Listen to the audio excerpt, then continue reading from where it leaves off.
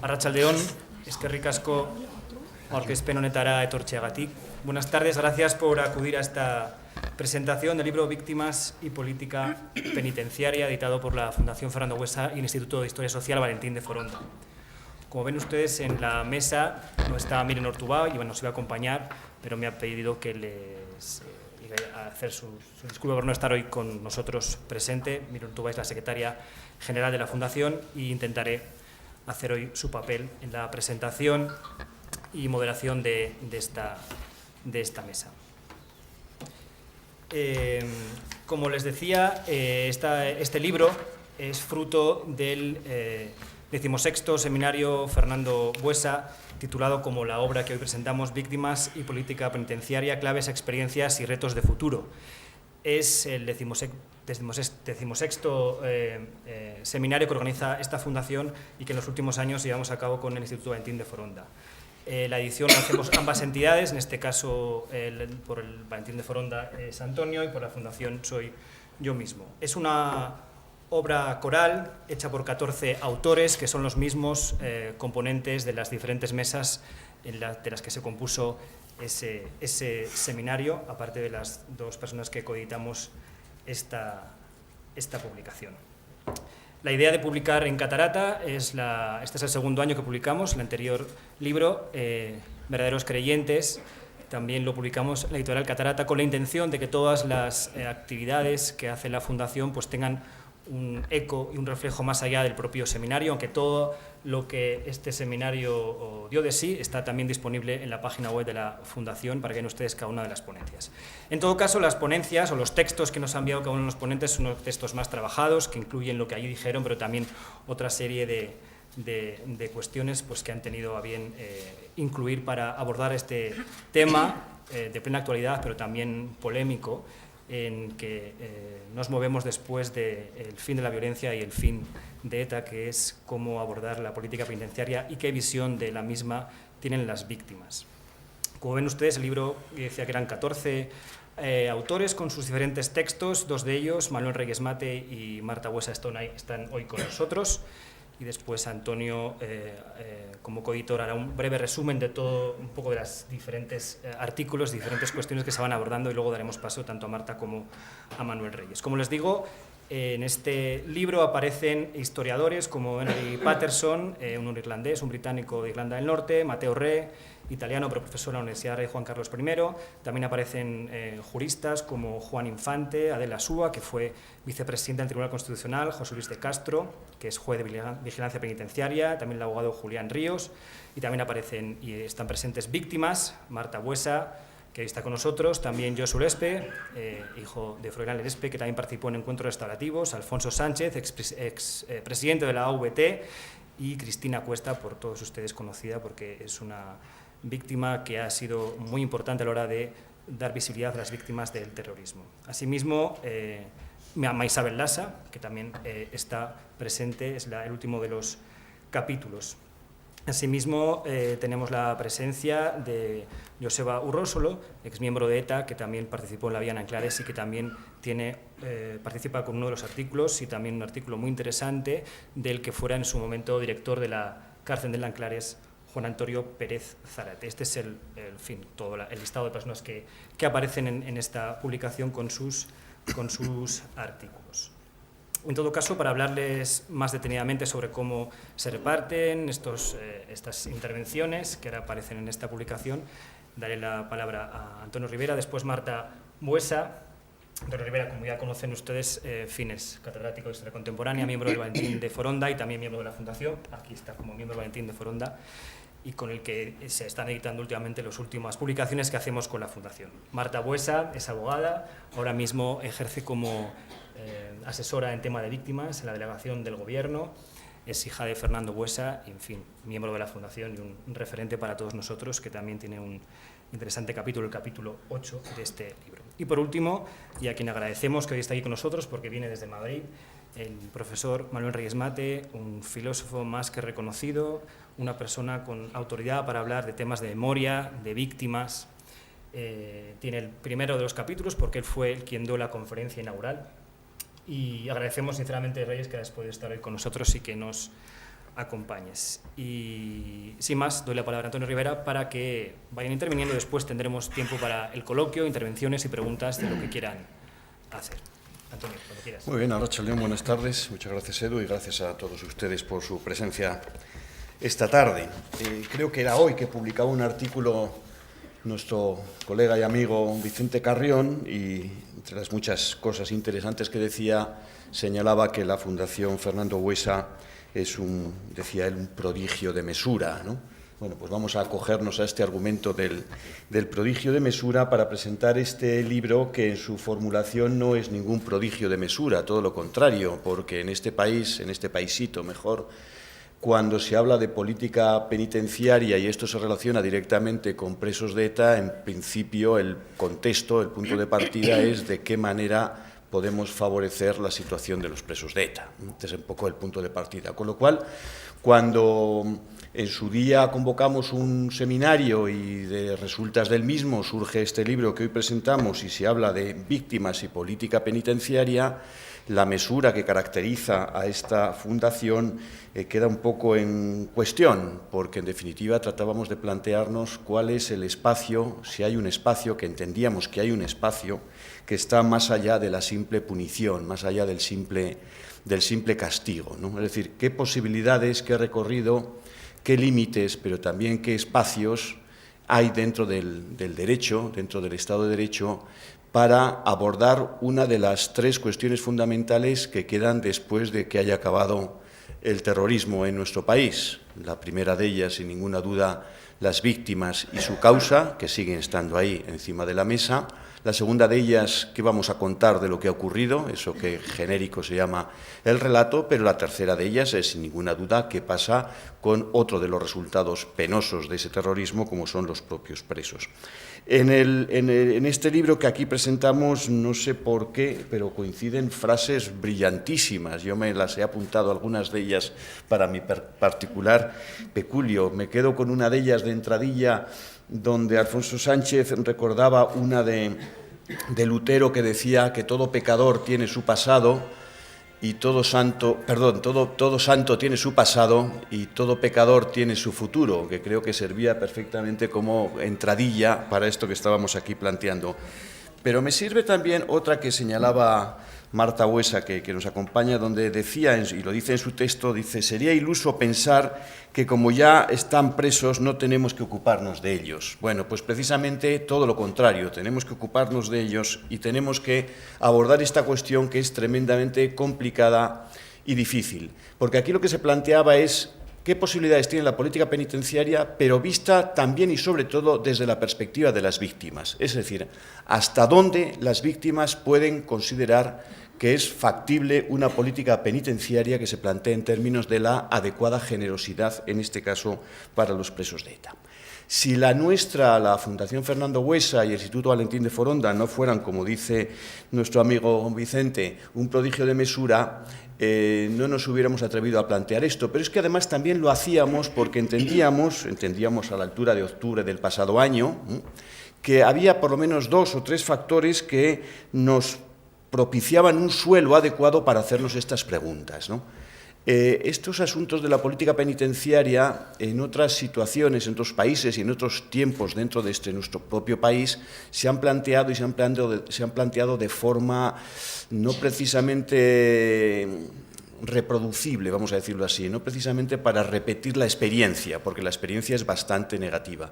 Pero a diferencia de lo que ha ocurrido, como les digo, en otros países o de lo que ocurrió en nuestro propio país a principios de los años 80, la situación actual es sustancialmente diferente, por 3 razones. La primera de ellas porque ya, por suerte y por fortuna, no está viva la organización terrorista que protagonizó todos estos hechos a los que nos referimos. En segundo lugar, y muy importante, porque el Estado de Derecho, en nuestro caso el Estado de Derecho en España, no es el Estado de Derecho de los años 80 o de los años 70. No es un Estado de Derecho todavía construyéndose en democracia a partir de su origen dictatorial, a partir de su antecedente dictatorial, y sobre todo no es un Estado de Derecho, digamos, empujado contra la pared.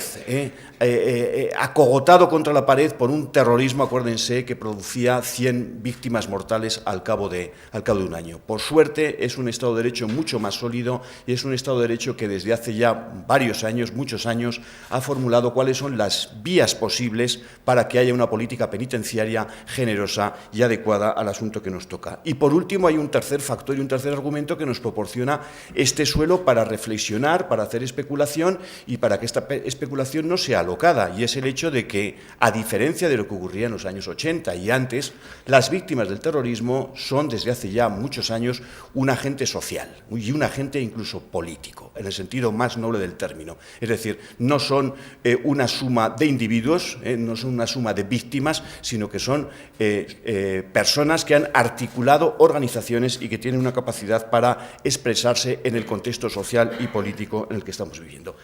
Esto nos proporcionaba red, esto nos proporcionaba una seguridad para poder afrontar preguntas complicadas, algunas de ellas, estas que les esbozo, ¿no?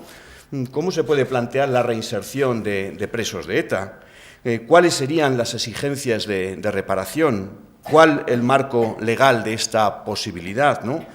¿Cuáles son las experiencias a seguir o a no seguir? Y para ello traíamos precisamente a tanto historiadores como protagonistas de algunas que, como les digo, se habían producido en países, Eduardo lo comentaba ahora al principio, pues como la Italia de los años de plomo, la inevitable Irlanda del Norte o, en nuestro caso, la disolución de los polimilis, ¿no? Es ejemplo a seguir porque, desde luego, en cualquiera de los tres casos no hubo nada de lo sustantivo, no hubo ningún proceso de reconocimiento, de perdón, de arrepentimiento y, desde luego, no hubo en aquellos casos proceso de reinserción que valiera. Entonces, eran cuestiones realmente importantes y problemáticas que se abordaron en aquel simposio, que se recogen en este libro y que se abordaban desde una perspectiva que al arranque, en la primera frase de su intervención, ya estableció el profesor Reyes Mate con una precisión extraordinaria que supongo que esta tarde tendremos ocasión de volver a escuchar incluso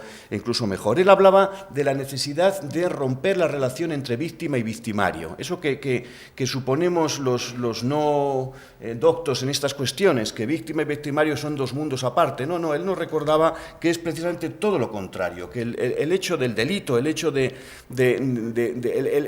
hecho gravoso genera una especie de enlace entre víctima y victimario que es necesario desmontar, que es necesario deshacer ese nudo, pero deshacerlo en condiciones. Y además, porque, por muchas razones que él señalaba, porque deshacer ese nudo de relación entre víctima y victimario proporcionaba por lo menos 3 o 4 resultados positivos. Es decir, el riesgo que se contrae al abordar este asunto es un riesgo medido porque el resultado, si se hacen bien las cosas, son resultados positivos. ¿Por qué? Les voy a señalar las 3 o 4 de las cuestiones que él y otros autores de este libro apuntaban. La primera de ellas, porque en un proceso de reinserción, que es uno de los procedimientos sustanciales para romper esta relación entre víctima y victimario, lo que se consigue es que el victimario asuma su responsabilidad por el mal causado, reelabore su pasado, reconsidere su pasado y a partir de ahí se establezcan otras lógicas bien diferentes. Esto es un argumento realmente importante, es decir, deshacer todo aquello que ha sido el punto de partida del mal. En segundo lugar, porque evidentemente en estos procesos, aunque en nuestro país no sea una obligación legal, la información sobre los casos no resueltos permite precisamente resolverlos y precisamente permite humanizar la condición de la víctima, pero también la del criminal, es decir, acabar adecuadamente con el proceso. En tercer lugar, porque el diálogo que se establece entre víctima y victimario en ejemplos como los que hemos conocido, es el caso de la Viana Anclares, aparte de esa relación que se establece, tiene un resultado final tremendamente positivo, como es ese palabra tan horroroso pero preciso, como es la descosificación o decosificación de la víctima. Es decir, el terrorismo se soporta en la consideración de que aquella persona sobre la que se atenta no es una persona, sino que es una representación del mal que se está atacando. Esa persona es convertida en cosa, necesita ser convertida en cosa, porque si no es muy difícil actuar contra una persona. Pero si esa persona la hemos deshumanizado y convertido en cosa, Se supone, no sé, no tengo experiencia, se supone que será más fácil. Si se restablece el diálogo, si víctima y victimario se miran a los ojos, víctima, victimario, se miran a los ojos, esa cosificación vuelve a conformarse como tal persona y la relación se establece de una manera radicalmente diferente. Y por último, porque en esa relación el argumento del perdón vuelve de nuevo a desmontar la relación causa-efecto característica del terrorismo. En el terrorismo siempre hay un funcionamiento hay una causa a la que se acude, un argumento al que se acude para justificar una actuación inaudita, insólita, inhumana y que a su vez tiene un efecto. Este procedimiento desmonta radicalmente ese juego de causa y efecto. Por lo tanto, las preguntas que nos podamos hacer en este territorio, siempre siendo complejas, siempre siendo de resultados difíciles de controlar, tienen todas las posibilidades de salir bien. Por lo tanto, hagamos las cosas en condiciones para tratar de que éstas acaben adecuadamente. Otra de las personas que trabaja o que colabora en este libro, es el caso concreto de la jurista, la profesora Adela Súa, acude a un argumento que también entiendo que es de enorme interés para plantear, y es el siguiente. Es el hecho de que, como decía Marta, inevitablemente vamos a tener que vivir con ellos. Es decir, el terrorismo tiene un componente de miniguerra civil, por decirlo de alguna forma. Cuando esta gente sale de la cárcel, vuelve al mismo lugar de donde salió, que es nuestro mismo lugar. Por lo tanto, tenemos que plantearnos la posibilidad y la inevitabilidad de que acabaremos viviendo en las sociedades diversas, plurales y complejas que caracterizan las sociedades democráticas. Es decir, no es ninguna locura considerar que es una obligación de la sociedad integrar al victimario en determinadas condiciones, integrar a la postre al victimario en la propia sociedad. Esta tiene que ser una reivindicación de las sociedades complejas. Porque, en definitiva, ¿cuál es el argumento sustantivo y final del terrorismo? Generar una situación homogénea, generar sociedades homogéneas en las que todos seamos iguales conforme a su criterio de sociedad ideal.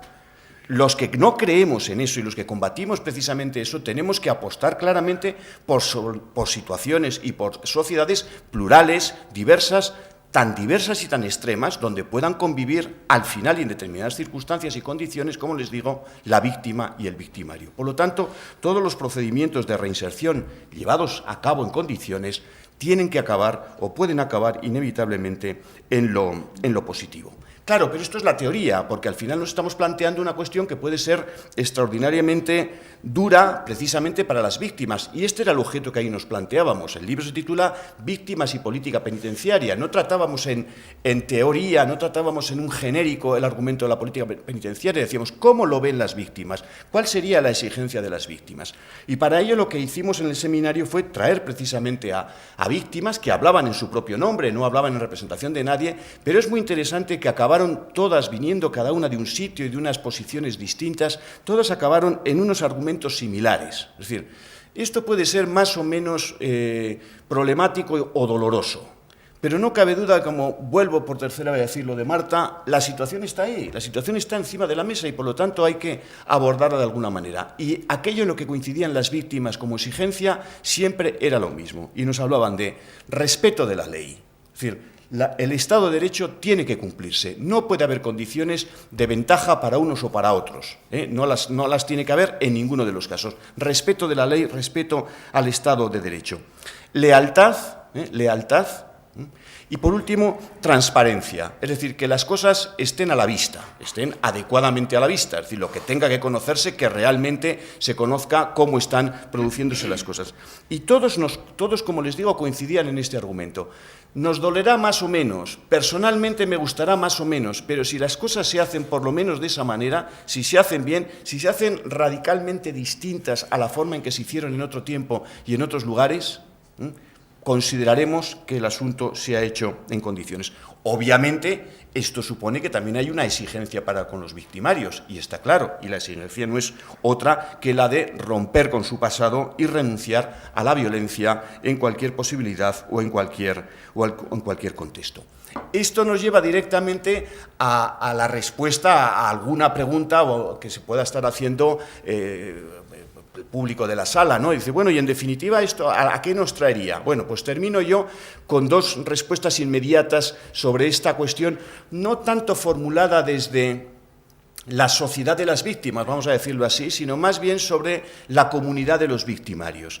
La coincidencia que había en el trabajo, en la intervención de las diferentes personas que estuvieron en octubre y que se señalan en este libro, eran básicamente dos. Una coincidencia general en el sentido de que políticas de excepción que se aplicaron en los años 80 en una situación de una enorme dificultad para el propio Estado de Derecho, no cabe duda que ya no tenían su sentido y su razón. Estoy refiriendo, obviamente, a las políticas de alejamiento, políticas de dispersión, etcétera. Esto es una cuestión que ya está concitando un acuerdo entre una importante mayoría política y una mayoría social en nuestro país. Y, en segundo lugar, y más importante todavía, el hecho de que estamos en condiciones de reactivar algo que como decía, ahí no me he acordado de apuntar el término, como decía Juan Antonio Pérez Zárate, el director de la prisión, una vía que ahora mismo está rea de amnesia, esa era la palabra, rea de amnesia, que no es otra que la vía en Anclares, es decir, es el procedimiento de reinserción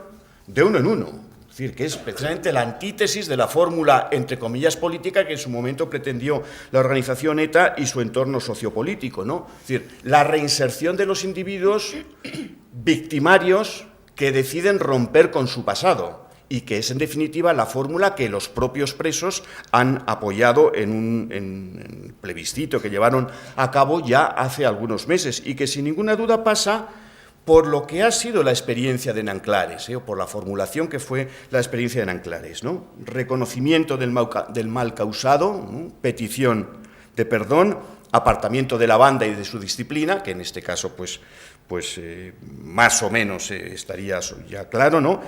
Afirmación del nunca más, es decir, la no repetición del mal, ¿no? La posibilidad de los encuentros entre víctima y victimario, aunque esto no es más que el procedimiento, es el medio más que la finalidad, y por ende los beneficios penitenciarios que puedan ser consecuencia de la aplicación de la ley y de las normas que están establecidas. En definitiva, lo que se viene a plantear en este libro, lo que se viene a defender, es una fórmula de justicia restaurativa, una justicia restaurativa que se enfrenta o que está tan alejada de, por un lado, de un término también horroroso pero muy preciso, la inocuización, es decir, ese deseo que a veces se encuentra en algunos sectores de la sociedad de convertir a la nada, de hacer invisibles, de hacer desaparecer a los victimarios, hacerlos inocuos, es decir, algo que no puede plantearse un Estado de Derecho.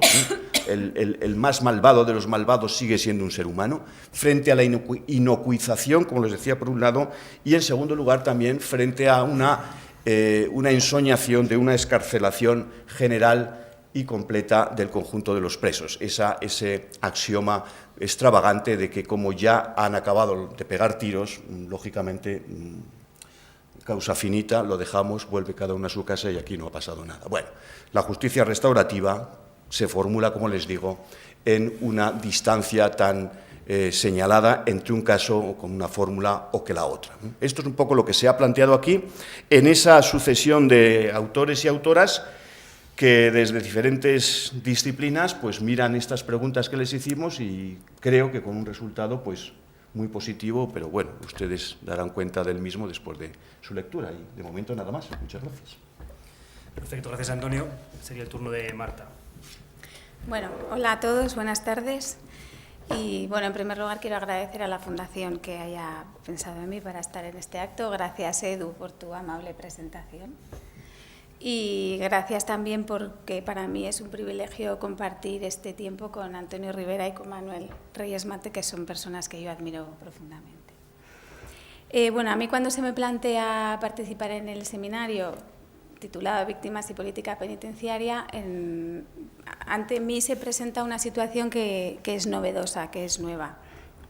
Yo cuando ETA mató a mi padre, la pena que me asoló, ¿no?, me ocupó tanto que dediqué mi energía vital a resistir, a sobrevivir y a construir mi familia. Es cierto que no pasó mucho tiempo, o al menos yo, quizás fueron algún año, ¿no?, más que meses, años, pero yo no recuerdo que pasara mucho tiempo hasta que los asesinos fueron detenidos y después juzgados y condenados. Y quizás esto que a mí me hace sentir afortunada, y desde luego en la mesa, conmigo en la otra mesa de víctimas estaba Josué Lespe, que es uno de los centenares de casos sin resolver, pues creo que quizá por ese motivo, hasta el momento en el que se me plantea trabajar y pensar en este tema, pues era algo que yo, hasta ese momento yo no había pensado en los asesinos de mi padre.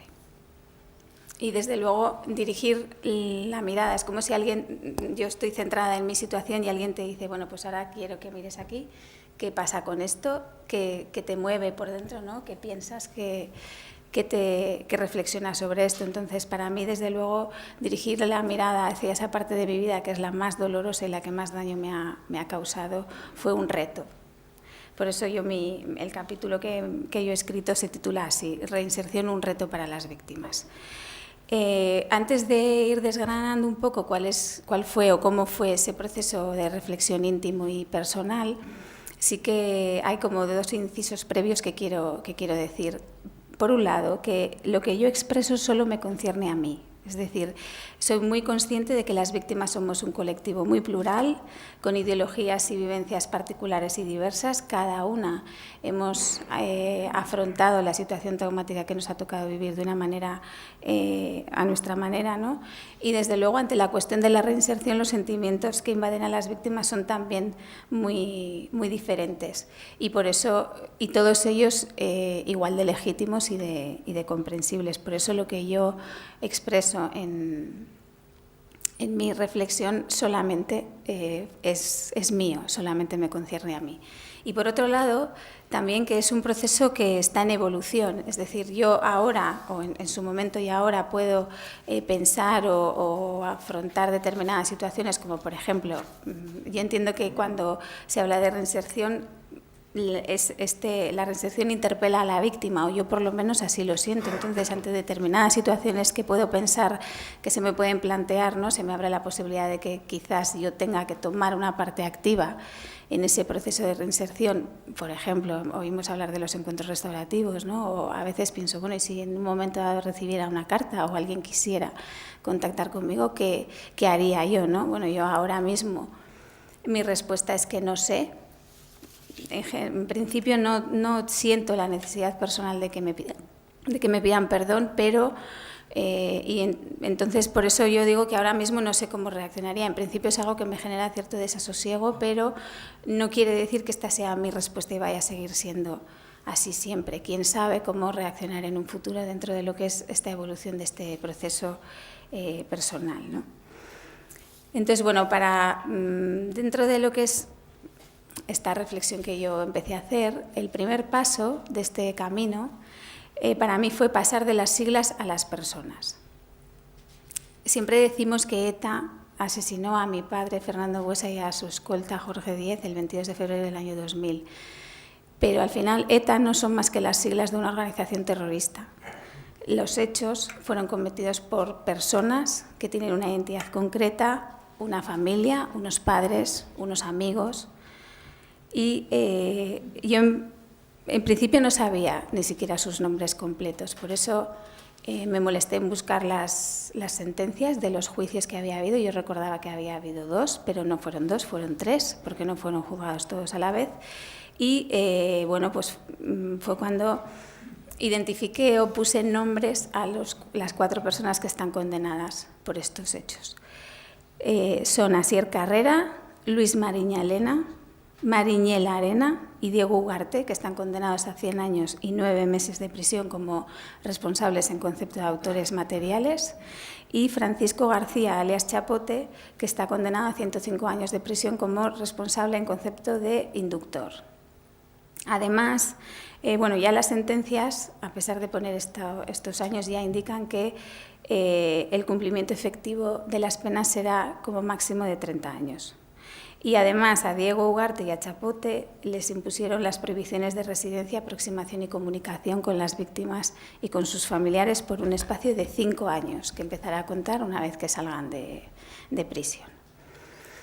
También recordé que Asier Carrera dijo en el juicio que para él era un honor pertenecer a ETA y que había matado a mi padre no por su condición de político del Partido Socialista de Euskadi, sino como responsable directo del conflicto que existe en Euskal Herria.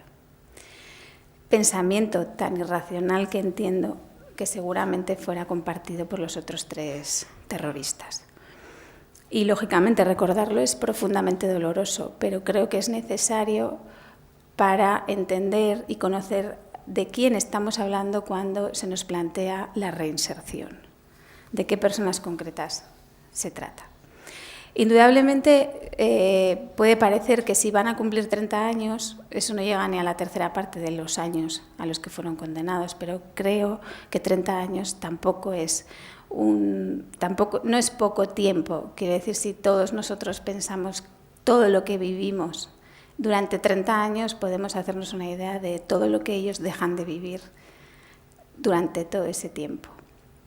Y también eso me lleva a una dosis de realidad a la que se refería antes Antonio, es decir, tengo que ser realista, porque nos guste o no, tenemos que tener la certeza de que todos los presos de ETA van a acabar por salir de la cárcel cuando cumplan sus condenas, y cuando eso pase seguramente todos vendrán a vivir al País Vasco, que es de donde pertenecen y donde tienen a sus familias. Y también es la consciencia de que de todo ese tiempo de condena, que eran 30 años, ellos ya tienen cumplida más de la mitad. Por lo tanto, ya no queda tanto tiempo para que eso sea así.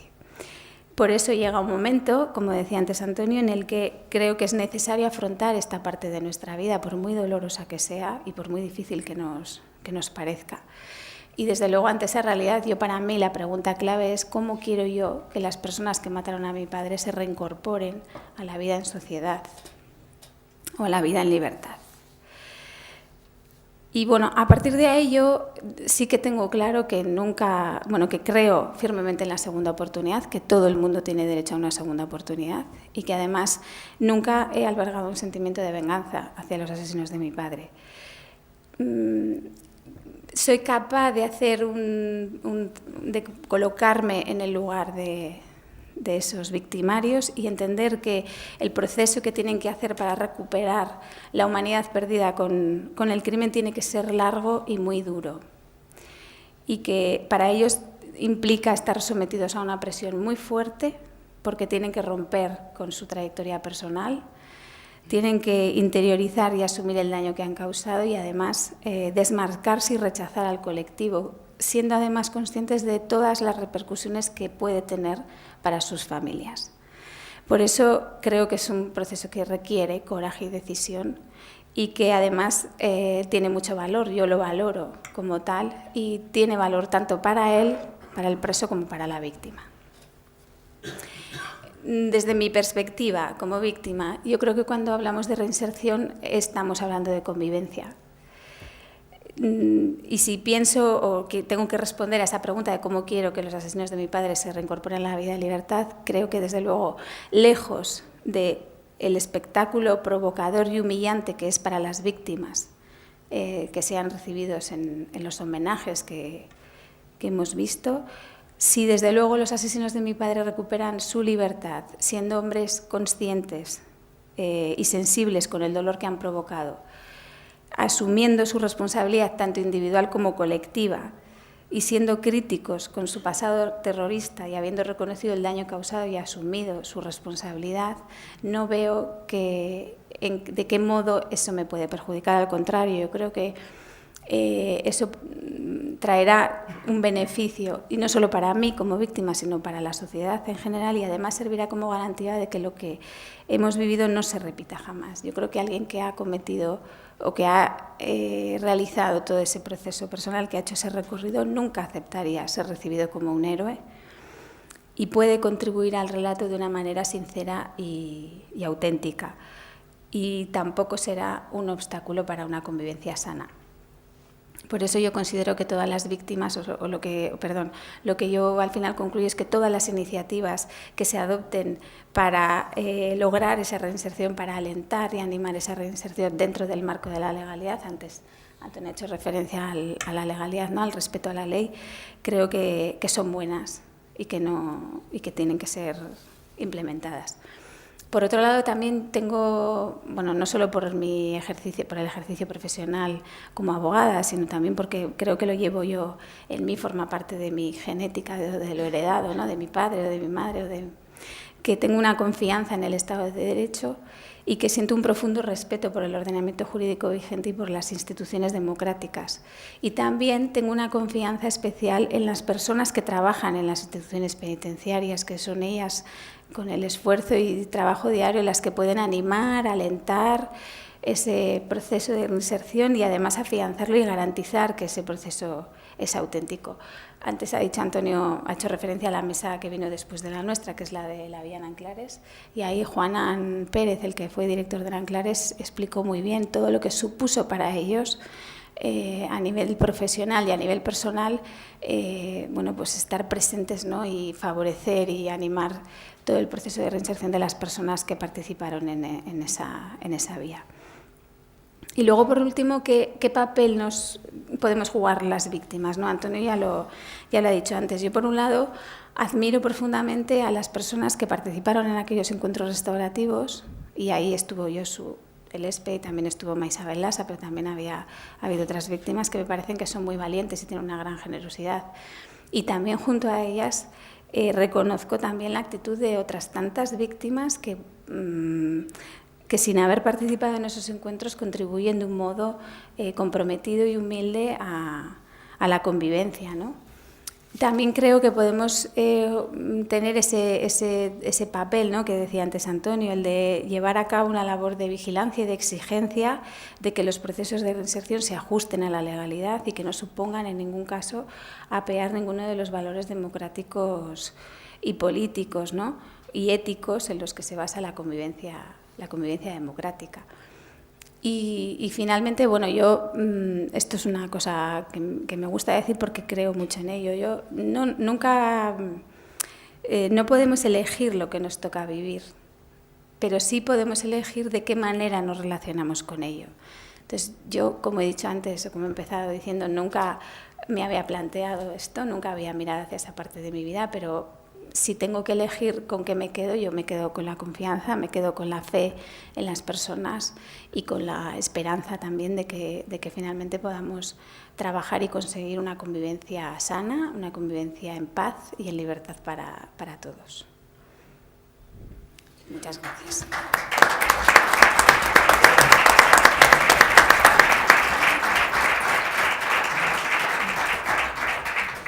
Muchas gracias, Marta, por tu intervención. Creo que ha llegado.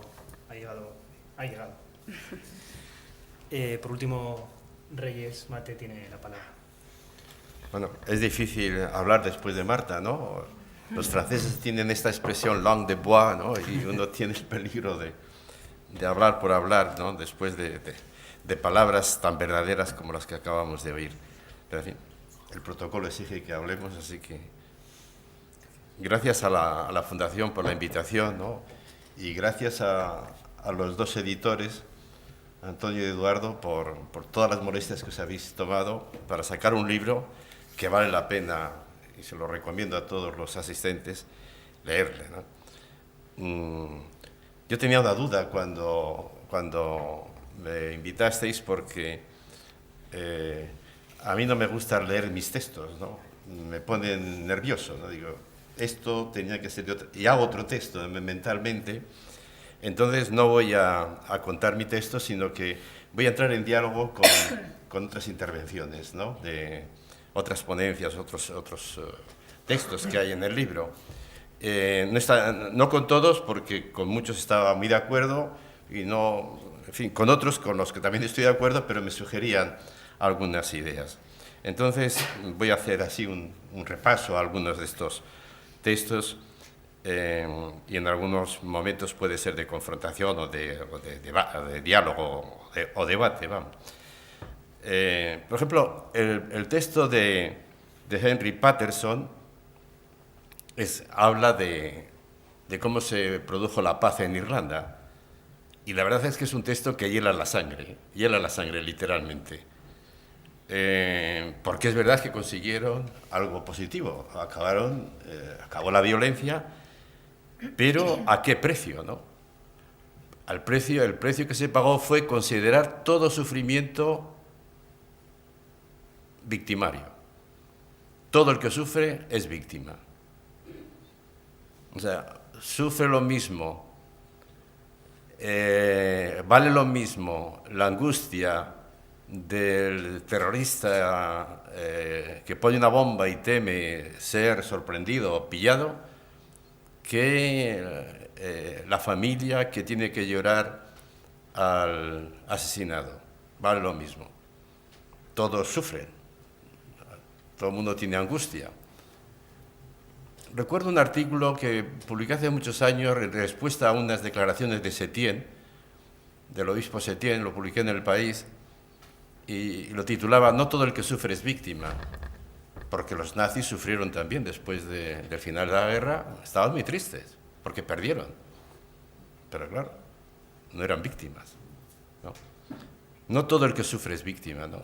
Lo que caracteriza a la víctima es un sufrimiento inocente. Y eso se pasó por alto en la estrategia irlandesa. Yo entiendo que haya quien plantee paz por justicia, ¿no? Que es lo que hace este asesor mundial, Shlomo Ben-Ami, que también anduvo por el País Vasco, ¿no? Y que él daba consejos a Manuel Santos, el presidente de Colombia, le decía: paz a cualquier precio. Es lo que han hecho los españoles en la transición, es lo que dice él, he observado en 500 casos que he analizado por ahí por el mundo, paz por justicia. Y él mismo decía a los palestinos: si queréis paz, tenéis que decir a cuánta justicia estáis dispuestos a sacrificar. Digo que lo entiendo porque en ese caso sí que hay una distinción entre víctima y victimario, únicamente que no se le quiere dar importancia. Pero en el caso irlandés, la perversión intelectual es enorme, ¿no? La perversión intelectual es enorme. Es decir, es una estrategia carente de cualquier racionalidad moral. Es una estrategia que solo se debe a lo que en filosofía llamamos a una racionalidad instrumental. Bueno es lo que lleva a un fin, independientemente del fin que sea.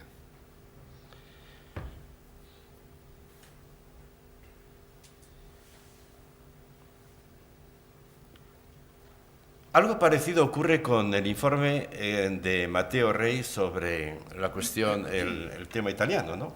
Que también es muy interesante su aportación, porque él explica que en Italia acabaron con el terrorismo en base a dos instrumentos: la delación y la retirada estratégica. Es decir, tú delatabas y te ibas de rosita. Y luego salió otra ley y consistía en afirmar que públicamente te desentendías te desenganchabas de la banda. Pues también se podían hacer unas reflexiones parecidas, ¿no?, a la de Irlanda. En cualquier caso, el autor, Matteo Rei, me ahorra el trabajo, porque él concluye su reflexión diciendo: lo que siempre faltó en el caso italiano fue la petición de perdón a las víctimas y un sincero arrepentimiento por el daño causado. Todavía en este contexto me parece muy interesante la intervención de Jesús Infante cuando repasa el proceso de disolución de ETA político-militar. Visto desde hoy, claro, sorprende mucho, ¿no?, lo que se hizo. Es verdad que, como dice el autor, solo contaban en ese momento el Estado y ETA. No había asociación de víctimas. Lo que pasa es que eso no sé si justifica nada, porque es verdad que no había asociaciones de víctimas, Pero había víctimas, claro, había víctimas. Entonces yo me pregunto, ¿resulta un anacronismo ser críticos hoy con ese procedimiento? Claro, anacronismo significa que utilizamos hoy elementos que no había entonces, digamos. Y es verdad que entonces no había asociaciones de víctimas, pero había víctimas.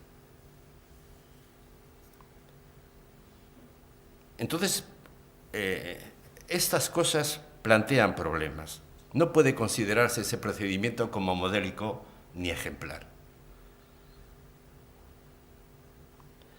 Claro, luego el autor del artículo se pregunta, por lo visto también se lo han preguntado a algunos miembros de esa organización, ¿por qué los polimilis no arrastraron hacia la paz a los milis? ¿Por qué?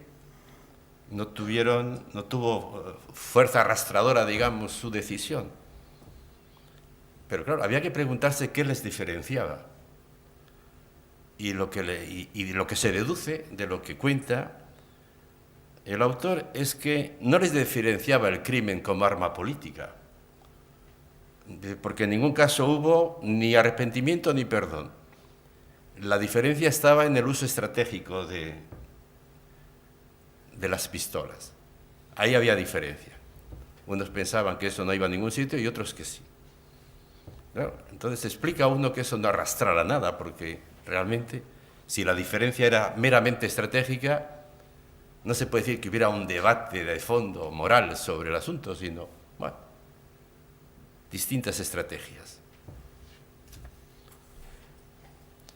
Pues estas cosas plantean problemas, deben plantear problemas. Adela Asúa acota con enorme precisión, ¿no?, desperta, claro, los límites de la justicia retributiva y abogando claramente por una justicia restaurativa. Y luego a mí, de su escrito, me ha resultado muy revelador esa insistencia, esa distinción clara que ella hace entre justicia penitenciaria y política antiterrorista. No mezclarlos, ¿no? División de poderes. La justicia penitenciaria está en las leyes y hay que respetarlas. Y eso es muy importante de cara también a todo el tema de acercamiento de presos. Está en las leyes.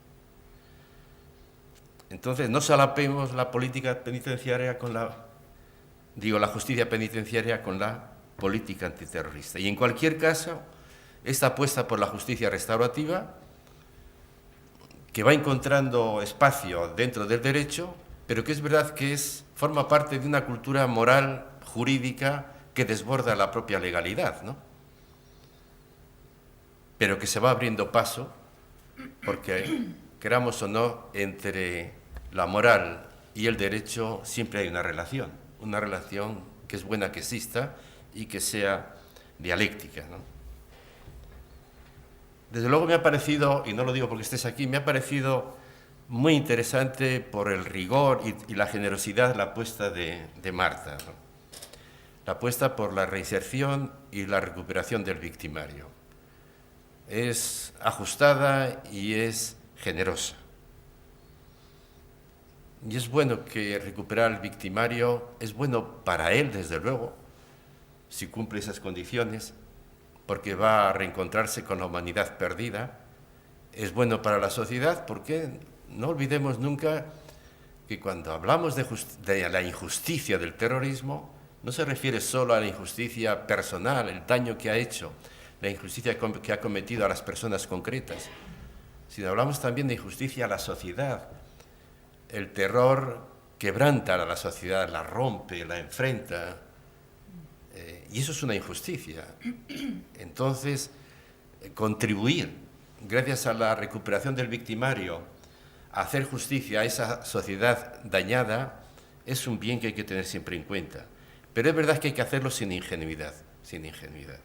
Es decir, teniendo en cuenta, en primer lugar, lo que yo llamaría una antropología humanista. Te has referido a ella, Marta, ¿no? Una antropología humanista, es decir, la idea de que quien comete un crimen no es un criminal. Vamos a ver. Es decir, no es por esencia un criminal. Es legalmente, ante la ley, es un criminal, pero no es un ser cuya esencia sea la criminalidad. Es un ser humano que ha cometido un crimen. Pero, decía Santo Tomás, el criminal no agota las posibilidades de su libertad. El criminal puede actuar de otra manera, puede hacer bien, puede hacer el bien.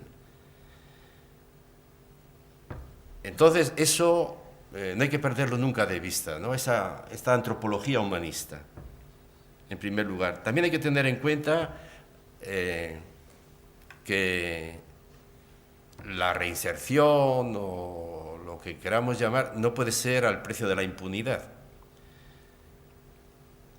porque hay que ser consciente y no podemos negar la injusticia del crimen. La impunidad sería entender que el crimen es irrelevante moral y jurídicamente, ¿no? La impunidad significa catalogar, enjuiciar de una determinada manera el crimen, y no hay que renunciar a la impunidad. Perdón, no hay que caer en la impunidad. En tercer lugar, yo creo que este proceso esta apuesta por la reinserción y la recuperación del victimario tiene que tener en cuenta lo que yo llamaba el resentimiento bueno. El resentimiento tiene mala fama, ¿no? Es verdad, el resentimiento es un sentimiento innoble en la literatura, porque normalmente lo que queremos decir cuando alguien es un resentido es que desea el mal por el mal, desea que el otro se fastidie, que el otro no cambie, que el otro se pudra. El resentimiento bueno, sin embargo, consiste en el legítimo derecho de la víctima a que el criminal experimente algo del daño que ha hecho, para que la comprenda, Entonces, se empieza a hablar ahora del resentimiento moral, y consiste en eso, ¿no? Consiste en que el criminal, si quiere salir realmente del pozo en el que se encuentra, si quiere tomar conciencia exactamente de su situación, tiene que acercarse al daño que ha causado. Tiene que experimentar el daño que ha causado. Eso ya en la literatura sobre los campos de exterminio hay un caso muy famoso de un filósofo que es Jean Améry. Jean Améry escribió un libro sobre el resentimiento. Jean Améry es un alemán que se llamaba Hans Mayer, y como prueba de su rechazo de la tradición alemana que había alimentado el fascismo, cambió su nombre y con las mismas letras compuso otro nombre, Jean Améry, pero su nombre originario es Hans Mayer. Y él habla del resentimiento moral, él habla del derecho que él tenía a que los alemanes que en los años 50 vivían felices, ya instalados en el progreso y en la productividad y en el buen nombre, echaba de menos que no entendieran en qué situación se encontraban los supervivientes, ¿no? Y entonces él reivindica el resentimiento. Y él dice que ese día que acabó con él, es decir, se reconcilió con el resentimiento el día que vio a su verdugo ser ahorcado. Asistió al ahorcamiento y miró al verdugo, y al ver la mirada de tristeza y de dolor, entendió que se hermanaban en la tristeza y en el dolor, ¿no? Pero en fin, más allá de la literatura, es importante recuperar el resentimiento moral, ¿no? Y desde luego, siguiendo todavía con el texto de Marta, lo que ya se ha dicho, ¿no? esa lucidez pragmática al final, ¿no?, que comparte con Marichel Lassa, cuando dicen, al final esto saldrá, y es mejor, ¿y qué queremos? ¿Que salgan como entraron? ¿O reflexionar y poner todos los elementos en la mesa para que cambien? Pero yo creo que es más productivo, ¿no? Esto. Cristina Cuesta deja caer una pregunta que me ha interesado muchísimo. Lo hace así, la deja caer como en passant, ¿no? Pero me parece importantísima. Dice, se pregunta cómo afecta el crimen político de los terroristas de ETA a las ideas en cuyo nombre se mata. ¿Cómo afecta el terrorismo de ETA al nacionalismo? ¿Se entiende? Al nacionalismo moderado. Pues me parece una pregunta muy importante. Vamos tomando conciencia ya de que el terrorismo ha envilecido a la sociedad. Ha envilecido a la sociedad. El terrorismo, en un momento yo digo también que se mata mucho, muere mucho cuando se mata. Y una de las cosas que muere es las buenas formas, el buen espíritu de una sociedad. La sociedad vasca, una parte de la sociedad vasca ha quedado envilecida con el terrorismo. Y eso está muy bien, lo comentábamos antes, está muy bien reflejado en la novela Patria. A mí la novela Patria me ha gustado mucho, me ha interesado mucho técnicamente como construcción, pero lo que me ha llamado la atención es una especie de acuerdo en que eso refleja un Estado, eso se corresponde con la realidad. Eso da a una novela un valor sociológico añadido. Y ahí queda patente, en esa novela, ¿no?, el envilecimiento de la sociedad, con qué facilidad se traiciona, se delata, se rompen las amistades. Claro, yo a veces, y perdonad la reflexión que voy a hacer, yo creo que los vascos tienen una idea de sí mismos un poco exagerada, no digo de los bilbaínos, ¿no?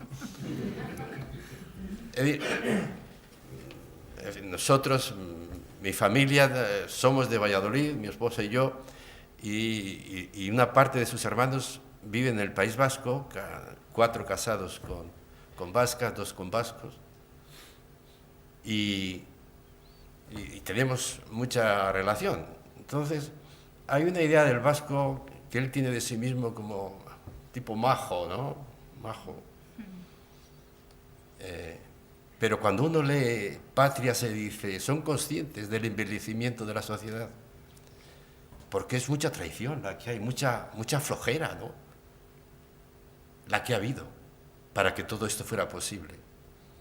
Entonces, vamos tomando conciencia del envilecimiento de la sociedad. Pero nos falta un debate, ¿no?, y es el debate de si las ideologías se contaminan con las prácticas terroristas. Y ese debate se ha dado en otro contexto. Y quien lo ha puesto en evidencia ha sido Joseba Arregui con su libro, ¿no?, sobre ETA. Hay un capítulo muy ilustrativo, habla de la ilustración y de la violencia. Porque es un capítulo clásico en la historia de la filosofía política. Robespierre era necesario en la Ilustración y en la Revolución Francesa. No era un personaje más, no, formaba parte. No voy a entrar ahora en el análisis que hace un enorme filósofo como Hegel en su Fenomenología del Espíritu, dedica un capítulo entero al tema de ilustración y violencia. Y yo me pregunto, si algo tan noble como la ilustración ha sido objeto de esta crítica, de esta mirada tan dura sobre su capacidad violenta, y se ha llegado a buscar una alternativa. Es decir, hoy hablamos en este contexto filosófico de dialéctica de la ilustración para llamar la atención sobre los genes perversos de la ilustración, y la ilustración es un momento esplendoroso de la cultura europea.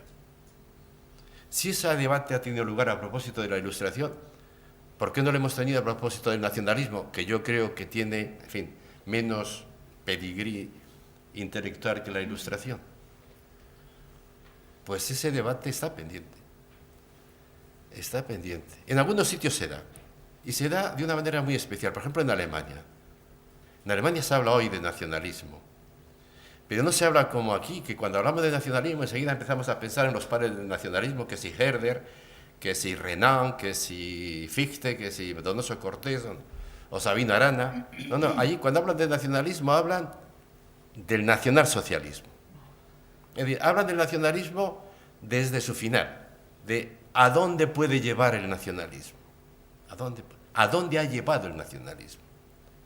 No a la exclusión, no a la discriminación, no, ha llegado al exterminio del otro. Ese debate se da. Y ese debate en España no se da. Hay una especie de pudor, ¿no?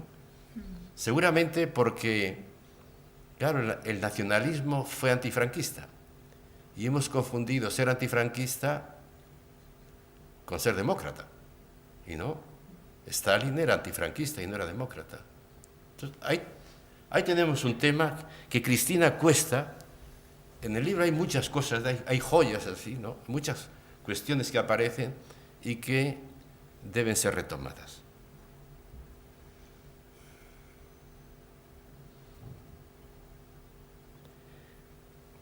Pérez Zárate, como Maichabel Lassa, se pregunta por qué se suspendió, varias preguntas, ¿no? ¿Por qué se suspendió Nanclares de la Oca? ¿Por qué? ¿A quién no interesaba eso? ¿A quién no interesa la justicia restaurativa? ¿A quién no le interesa? Desde luego a los defensores de la justicia retributiva a tope, ¿no? Pero ¿a quién más? Pero fíjate, la justicia restaurativa no les gusta a los que defienden la equidistancia. Los que buscan la pluralidad de discurso, la equidistancia de sufrimientos, no les gusta la justicia restaurativa. Porque la justicia restaurativa, que es verdad que produce un acercamiento, lo que no pierde de vista es la autoridad de la víctima. La autoridad de la víctima. Y por eso evitan muchos la justicia restaurativa. Les gusta que se acerquen víctimas y victimarios, pero lo que no les gusta es que se mantenga la autoridad de la víctima. Porque si se mantiene la autoridad de la víctima, no hay lugar para todos esos mitos, la pluralidad de discursos, el conflicto. Es decir, no hay lugar para discursos exculpatorios cuando hay justicia restaurativa.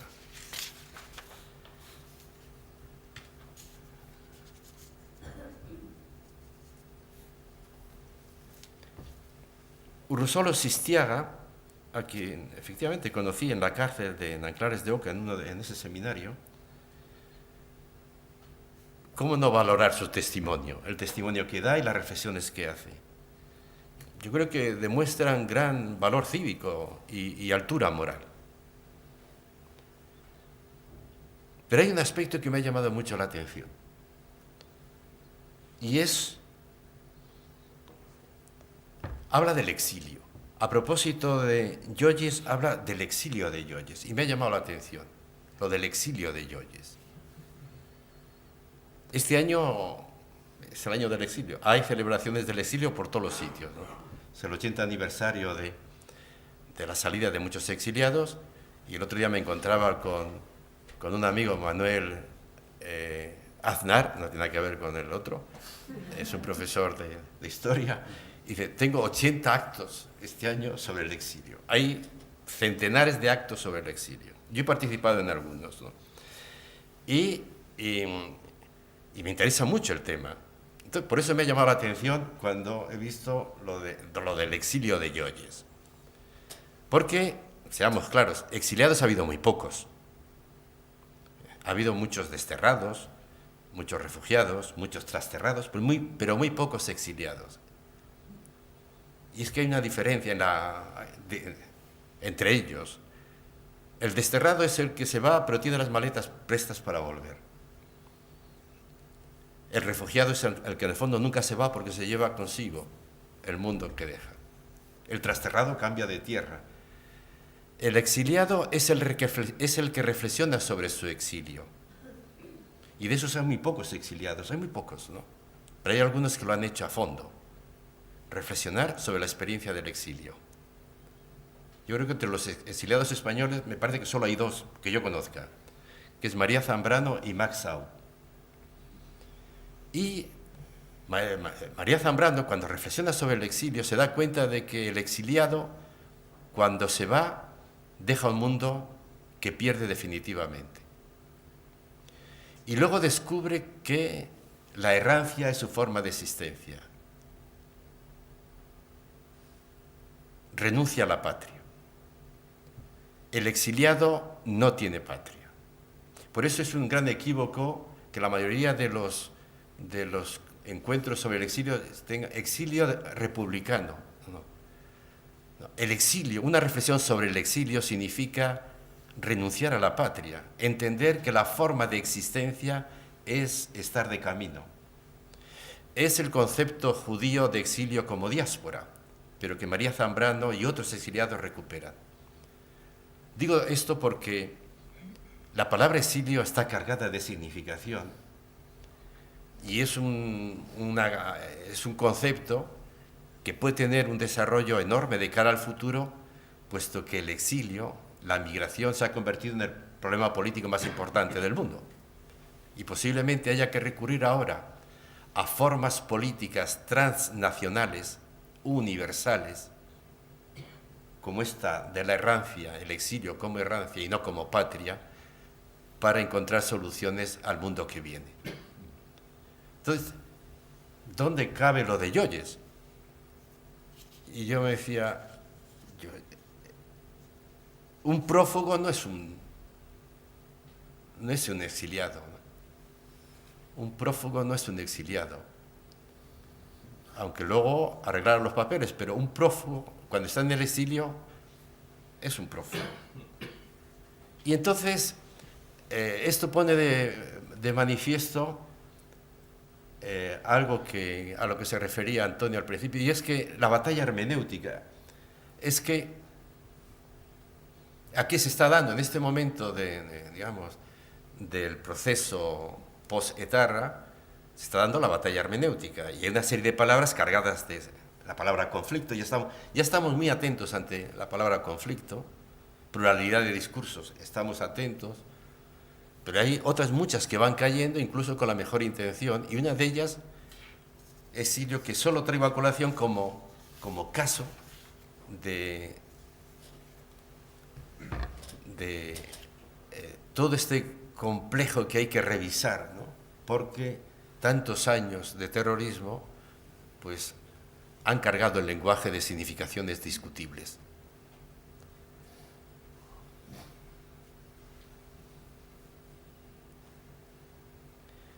Joshua Lespe también apuesta claramente por la justicia restaurativa y aclara, ¿no?, este peligro que tiene la justicia restaurativa de la simetría, ¿no? No podemos caer en la simetría. No hay, la víctima y el victimario cuando se encuentran no están al mismo nivel, no pueden estarlo. No es un diálogo entre iguales, no, ni un consenso. La víctima no pide consenso, lo que pide es justicia y verdad, ¿no? Y eso se puede conseguir a través de la interpelación, pero no del consenso. Y voy terminando, quisiera terminar con una reflexión final, y la he repetido, lo dije en la conferencia aquella, si bien recuerdo, y es que sería una grave irresponsabilidad que todo este sufrimiento acumulado hubiera sido para nada. Eso no nos lo podemos permitir, esa experiencia no nos la podemos permitir. Ese malgastar la experiencia no nos lo podemos permitir. Y cuando hablo de esta experiencia de sufrimiento me estoy refiriendo a elementos como reconocer que la acción terrorista es un daño gratuito, infligido a inocentes, y por tanto entender la experiencia de sufrimiento es entender la inmoralidad e irracionalidad de la acción terrorista. por un lado. Forma parte de la experiencia de sufrimiento también dar el lugar que le corresponde al concepto de culpa. Y la culpa, también lo comentábamos antes, uno de esos exetarras de Nanclares de Oca, Picabea, me la definía a mí, que yo intentaba torpemente acercarme a su definición y me decía, no, sí, te lo digo yo. La culpa significa reconocer el daño que uno se hace cuando hace daño a los demás. La deshumanización propia cuando hacemos daño al otro. Eso forma parte de la experiencia del sufrimiento. Entender la deshumanización en la que cae el que hace daño y, por tanto, la autoridad de la víctima, el papel que tiene la víctima para sacarle precisamente de esa situación. Forma parte de la experiencia de sufrimiento, en tercer lugar, la solicitud de perdón. Y digo bien, la solicitud de perdón. Pedir perdón es pedir una oportunidad, una segunda oportunidad. Pedir perdón es decir a la víctima que reconoce lo que ha hecho, pero que él es capaz de hacer de otra manera, de actuar de otra manera. Y por eso pedir perdón hay que descargarle de mucho significado teológico y entenderlo como segunda oportunidad. Segunda oportunidad. Y luego está el misterio del otorgamiento del perdón, que supone una liberación de la víctima y del victimario, romper esa cadena que les ata a un hecho pasado impuesto, pero que la víctima no ha querido. Recuerdo a una de las víctimas del campo de Auschwitz que decía, yo no quiero ser víctima. Dice, Primo Levi decía, mi vida está toda en blanco y negro y hay un año en Technicolor, pero yo quiero mi vida en blanco y negro, ¿no? Entonces, eso significa liberarse, ¿no? Y para eso el perdón es fundamental. Y ya acabo, ¿no? En el prólogo, los dos editores nos vienen a decir, no todo acaba cuando se acallan las armas, cuando acallan las armas. Ahí empieza un proceso, un largo proceso, que tiene a corto plazo un desafío, que es al que nos hemos referido, se han referido ellos en su introducción, que es qué hacer con los presos, ¿no? Y el libro ofrece reflexiones y propuestas constructivas, y el proceso sigue. No se agota con resolver el tema, porque el terror ha causado daños morales y políticos que, aunque no estén tipificados como delitos, son daños reales. Y hay que elaborarlos para que el futuro sea diferente. Y ante ese desafío, elaborar todo ese continente de daños morales y políticos, solo caben dos caminos. El duelo, es decir, la elaboración crítica de la responsabilidad, el duelo o la exculpación. El duelo o la exculpación, pasar página. Y es evidente que en este momento yo diría, ganan los que piensan que el tiempo va con ellos y que mejor pasar página que enfrentarnos a las responsabilidades. Y esto sería una enorme irresponsabilidad, porque priva a toda esa experiencia dolorosa de su mayor significación, que es ofrecer elementos para que el futuro sea diferente a como ha sido. Muchas gracias.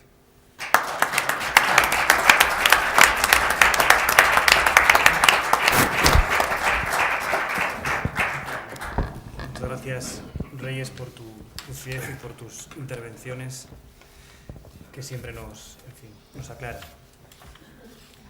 Es tiempo de las intervenciones, de comentarios, preguntas, lo que queráis. Tenemos unos 10-15 minutos como mucho, hasta las 9, así que tenemos un micrófono. Quien quiera hablar, es su turno.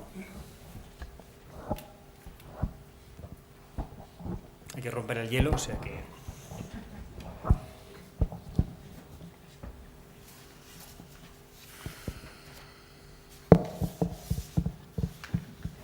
¿Nadie se anima?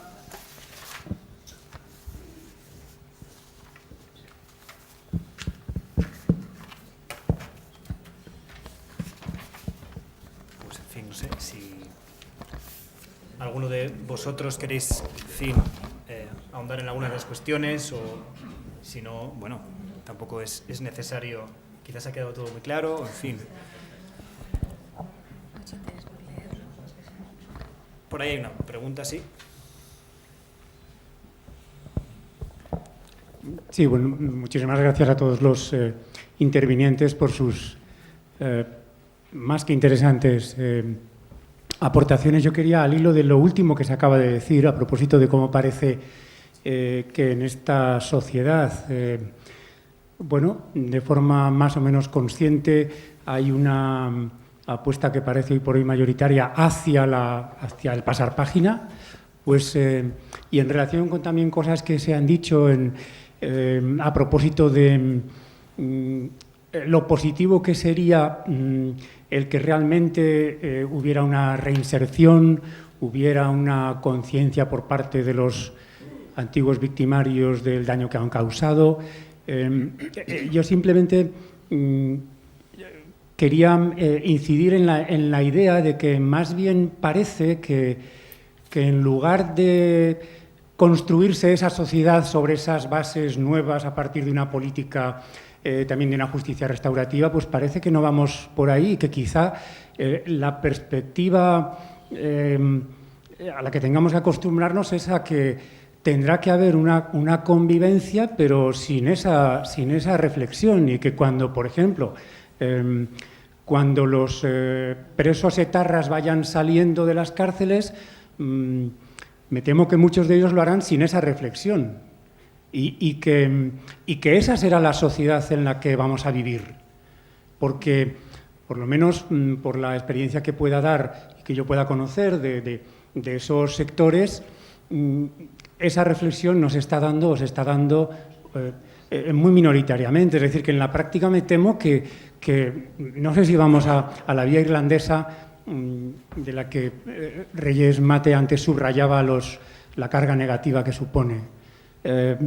No lo sé, ojalá no sea así, pero yo creo que yo no veo esa reflexión, no la veo por ejemplo, en quienes hayan participado antes en los sectores sociales de apoyo al terrorismo, y por otra parte en los sectores más jóvenes, que quizá que no vivieron todo aquello. Estoy pensando incluso en los estudiantes universitarios.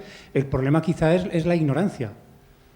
Tampoco es que apoyen nada, pero de alguna manera viven en una ignorancia de aquello. Una ignorancia que podemos decir también más o menos consciente. Entonces, no sé, es una reflexión, es un tanto desesperanzadora, pero no lo sé, yo más veo ese futuro así. Ojalá no, y ojalá esa generosidad infinita que yo creo que ha mostrado y que ha expresado Marta Buesa tuviera un correlato en ese impulso de reflexión por parte de ese mundo, pero no lo sé, yo no lo veo.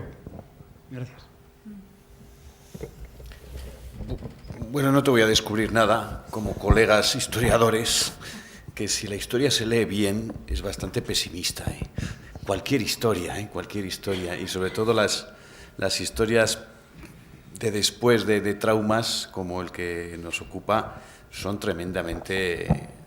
La Segunda Guerra Mundial, que pensamos que terminó con el juicio de Nuremberg, poniendo cada cosa en su sitio, cuando empiezas a rascar te das cuenta de que, por desgracia, el borrón y cuenta nueva es lo que ha caracterizado el final de casi todos los conflictos. Ahora mismo se celebraba no sé qué aniversario de lo terrible de Ruanda, y Ruanda ha vuelto a ser otro ejemplo magnífico de cómo se antepone la paz a la verdad, la justicia o cualquier otro argumento. Sudáfrica, que aparece como un ejemplo de, pues creo que es un ejemplo precisamente de cómo la justicia no ha prevalecido por ninguna parte, ni la verdad, ni nada por el estilo.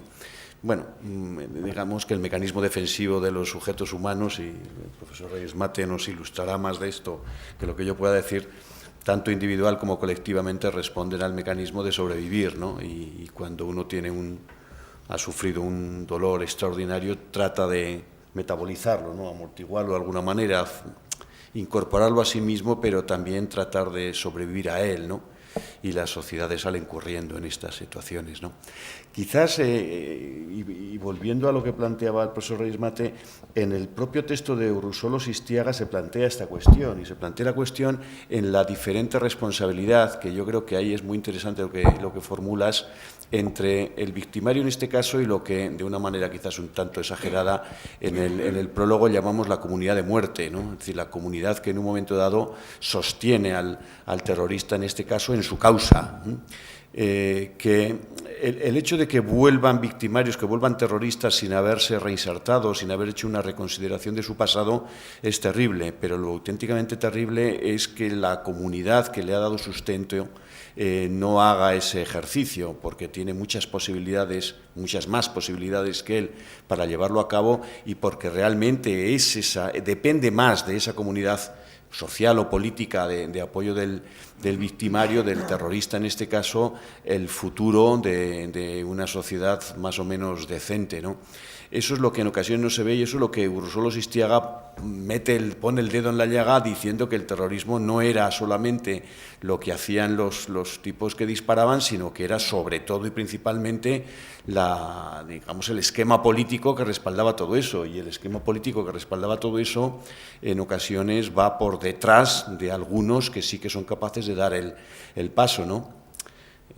Hay situaciones que son muy desesperanzadoras, ¿no? Por no recurrir al debate extravagante que hemos tenido en este país sobre el suelo ético, pero es que hace poco un acuerdo parlamentario no pudo ser unánime porque no se admitía que el terrorismo era una actuación de injusticia, ¿no? Bueno, una cosa más genérica que eso, parece de la factoría Jonan Fernández, ¿no? Pero sin embargo no se pudo aprobar porque todavía esa comunidad de respaldo le queda bastante por delante, ¿no? Este es un asunto que también se formula en diferentes capítulos del libro, y es por donde está, digamos, la parte más política y también la más práctica y operativa de esta cuestión que tenemos sobre la mesa. No sé si tenéis más. Para no ser tan pesimista, los alemanes tardaron 35 años en empezar a mirar hacia atrás. En los años, me parece que yo lo contaba, en los años 60, dos psiquiatras o psicoanalistas escribieron un libro que llamó la atención, y era La incapacidad de los alemanes para el duelo. Y ahí técnicamente duelo significa enfrentarse, ¿no?, a su responsabilidad. En los años 60 los alemanes miraban para otro sitio, ¿no? Y en los 50, y en los 40, y en los 70. Solo a final de los 70 empezaron, y no pararon, y no han parado.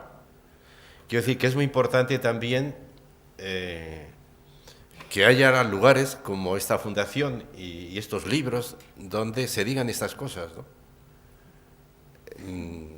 Porque la sociedad cambia mucho y es posible que no haya manera de cambiar el rumbo, pero sí es bueno que haya lugares en los que se piensen las cosas claras y de otra manera, porque puede venir una generación que lo entiende y se engancha a ello, ¿no? La memoria es muy caprichosa y es muy difícil saber cómo funciona, pero funciona a veces, ¿no? No sé si hay una intervención más.